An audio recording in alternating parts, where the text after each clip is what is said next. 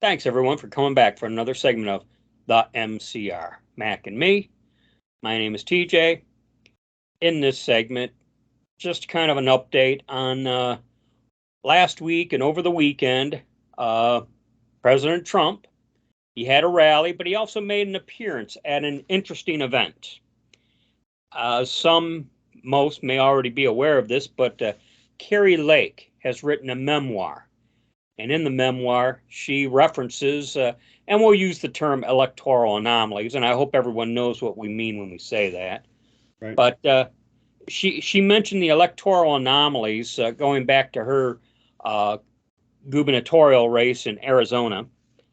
And so last week in New Jersey, of all places, at a golf course, I guess owned by Trump, she had I don't know if it was a book signing, but it was intended to kick off the sale of her memoir. Okay, and President Trump was there and gave a brief little message and a little bit of FYI. I guess President Trump wrote the foreword in the book. Uh, so I thought that was kind of cool. Uh, when President Trump spoke, he said he President Trump said the book was so good he read it in one night, and Oh, uh, and as he was speaking, the crowd was chanting "We love Trump," and I guess Carrie Lake gave some interviews, and and in the interview she was referencing Maricopa County officials, and her words were "Screw you guys." Uh, her lawsuit was dismissed, but her attorneys have it on appeal.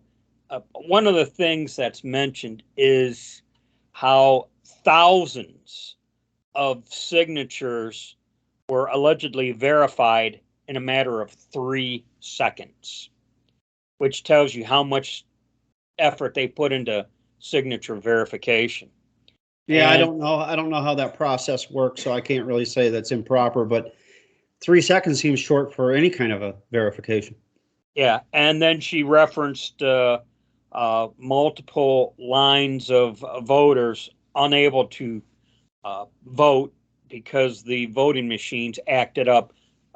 There is a conspiracy belief in that the machines may have been tampered with 24 to 48 hours prior because they were working fine up until voting day, and then all of a sudden they started acting up. Thoughts so far, Mac? My wife was telling me about a story that she read on Maricopa County where they have more votes than registered voters, and the likes of Bill Barr and others. Nothing to see here. Tells you everything you need to know.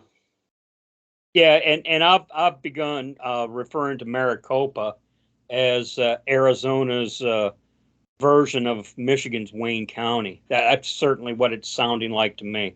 Or, Uh, as one of our viewers pointed out, it's probably even more so like Florida's or their version of Florida's Broward County.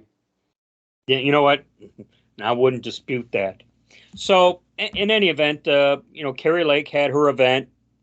President Donald Trump made an appearance, did a brief little speech, stumped for the book, and the crowd was chanting "We love Trump."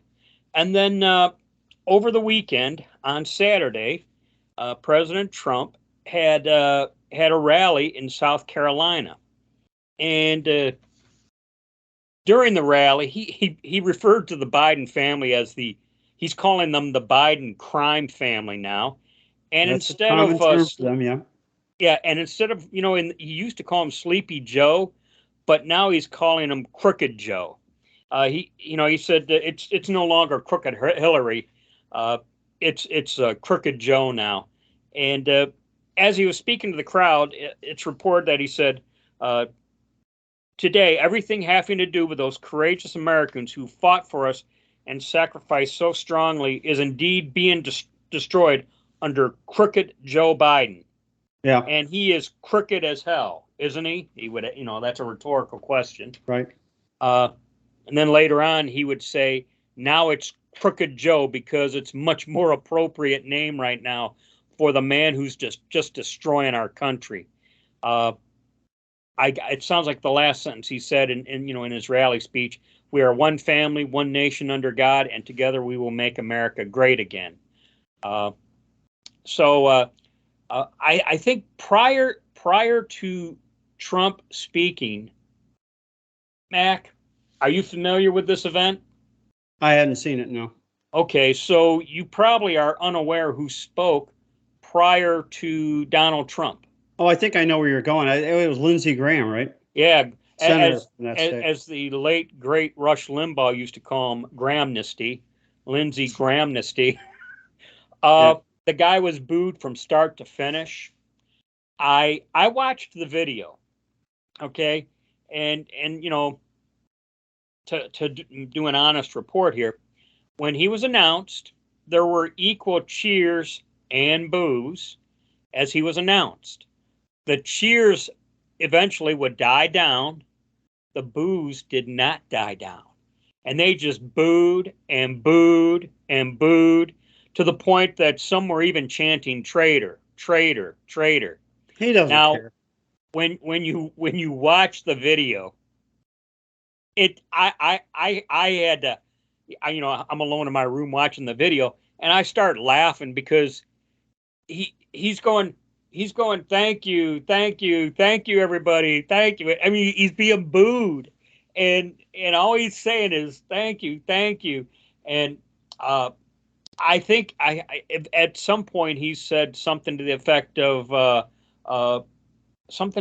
you'll see or something, because people were booing and calling him traitor, and as if he was going to try and make amends, maybe. I don't know. No, he's just trying to get on Trump's good side in case Trump wins. If Trump loses a couple of primaries, Lindsey will be right back where he was before. Nothing to see here on electoral anomalies. Well, he should have been nicer, blah, blah, blah. This guy flip-flops more than a fish on a dock. You know what? He definitely speaks out of both sides of his mouth. I mean, and shame on me for years ago thinking better of him. You know what? Shame on me of thinking better of a whole lot of people years ago, I would tell you. Same here. But to hear him go, thank you, thank you, thank you, as he's just being booed and called traitor, and thank you, thank you. He's thanking them for booing him. Yeah. I mean that's what it looked like in the video, you know. Yep. And you know what? And to stand there and say thank you, thank you, thank you as you're being booed, is that not something a typical career politician would do? Absolutely. You know, I mean, again, they're not hearing the people. Yeah, you know what? Yeah. I mean, can you not hear the disgust? Yep. The disgust these people have for you.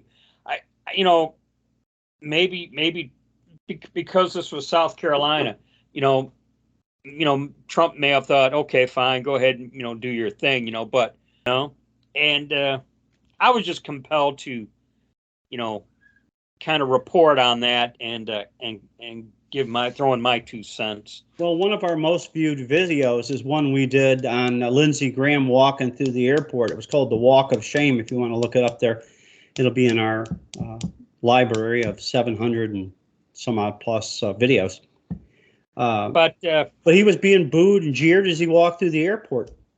Oh yeah, it just and I guess his current term doesn't end till 2027. Whether or not he's going to run for re-election, who knows? That's 4 years away. So I don't know. We'll see. Well, I suspect that they'll have to get him out of there. They'll have to scrape him up off the floor of the. I was going to say something, but I'm not going to say it now. But scrape him up off the sidewalk like a stick of gum that's melted. You know what? He epitomizes Republican elitism. Yes. As far as I'm concerned. So that's all I got for this one. Just a little bit of Trump news and a little bit of I'm going to call it comic relief. If you want to get a little chuckle, watch that video because it'll entertain you. That's for sure. So that's all I got. Any last thoughts, Mac? Nope. Let's wrap All her right. up. Okay. Well, we'll wrap this one up. Thanks, everyone. Remember to like, share, and subscribe. Spread the word. And catch you on our next little rant. As always, be safe, watch your six, and don't tread on me.